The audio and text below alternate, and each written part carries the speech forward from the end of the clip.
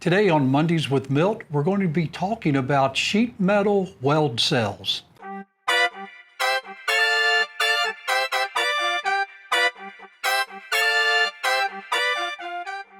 Welcome to another episode of Mondays with Milt.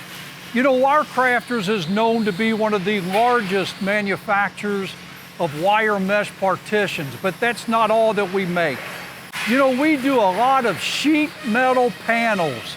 Typically, it's a heavy 16-gauge sheet metal that we weld into our angle frame, and it's used for welding cells. So here at WireCrafters, we have over 30 weld cells for all the different welders that we employ, and between each one of them, we've got these heavy 16-gauge sheet metal panels, and that keeps the arc flash down from one booth to the next. And we do a lot of work with different welding companies.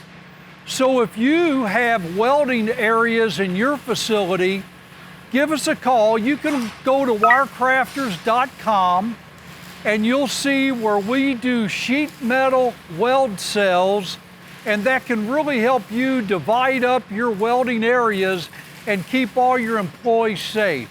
That's what we got this week. See you in another episode in a couple weeks on Mondays with Milt. Thank you.